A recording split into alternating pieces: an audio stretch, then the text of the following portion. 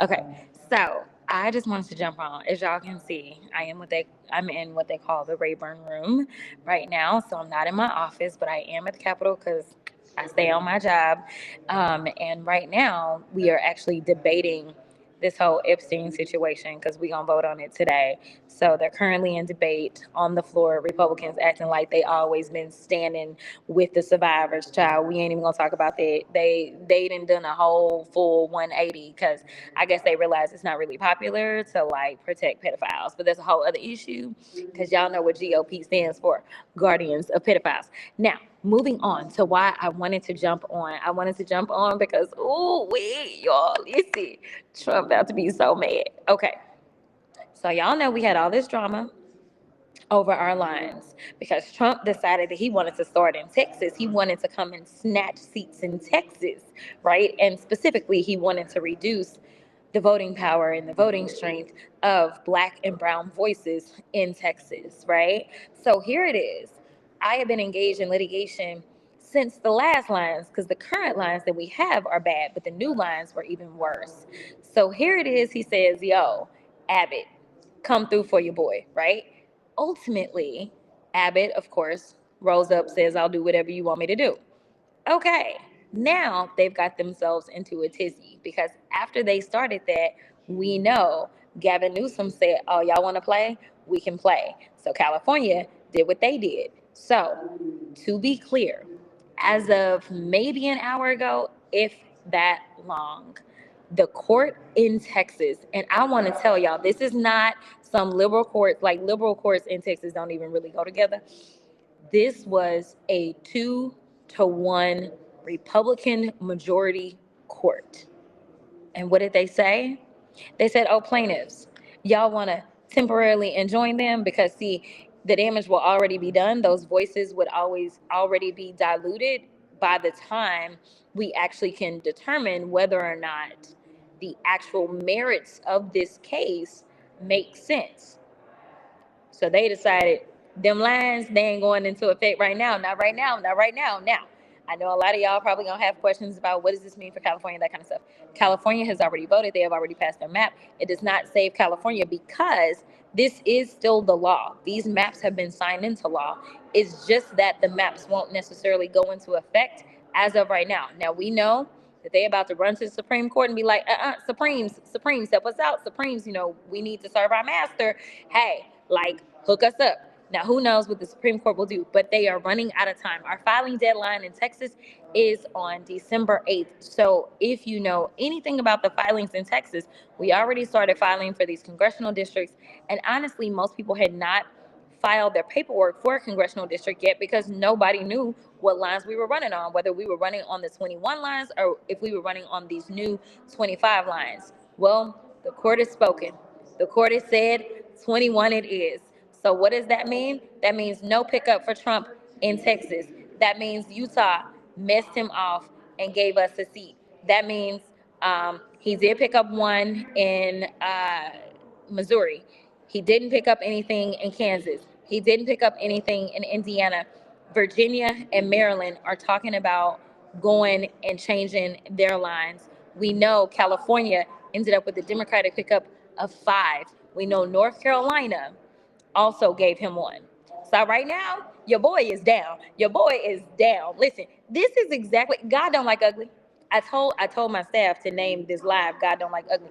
It seems like they went with the bad words, but I was on my Christianity today and told them that we need to name this God don't like ugly. Okay? Listen, we are about to listen, we all about to be blessed. We about to be blessed.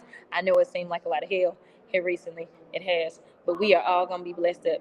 If we can have a Republican court out of Texas do something that's right. Lord knows. Jesus, yes, hallelujah. Okay, so we're going to take questions right now real quick before I have to get on the floor and do my votes. But no, I am joking, but I am so happy and I am so relieved because this has always been about the people. It's never been about any individual member. It is about whether or not the people have voices that are going to speak up and represent for them. And after we saw what took place with the defunding of so many organizations and just governmental agencies as well. To have people that are going to speak up at a time when we have a government that says things like, I'm not even going to make sure that people are fed in this country.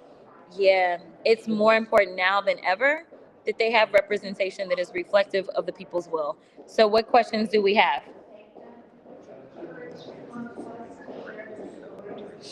Oh, the chances about the Supreme Court. Okay, so I think timing is what matters. So the question was, what are the chances the Supreme Court overturns this?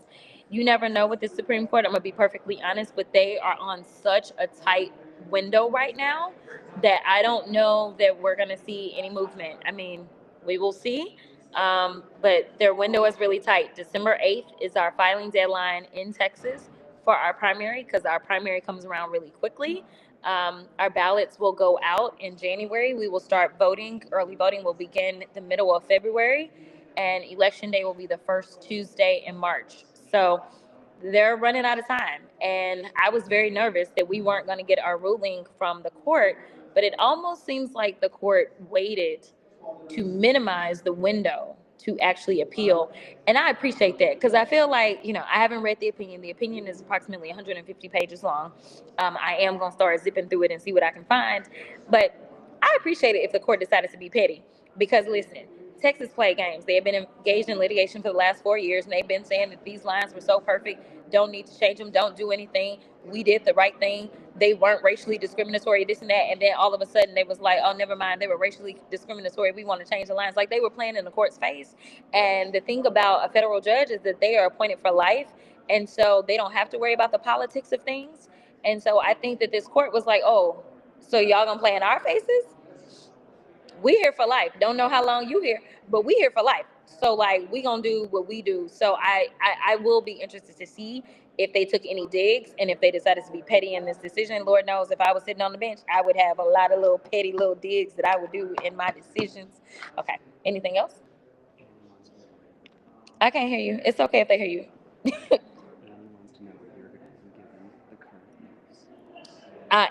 Annie asked the question. I don't know. I still don't know, Annie. I ain't even gonna repeat it because I don't know if I can talk about it on on this particular page.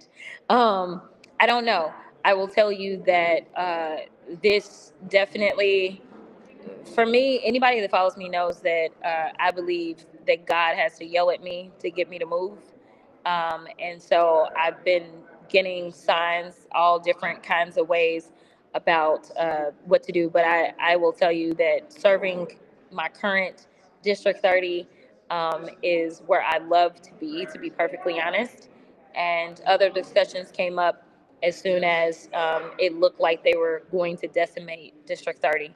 So, I still have some evaluations to make. Visit my other page if you want to learn more about the conversation that I'm having in a very clandestine way right now. Okay, so listen, I don't know what Comer just said, but Comer was talking noise about me on the floor. Now, I was sitting there minding my business. Actually, I was talking to another member. I was talking to Adelita.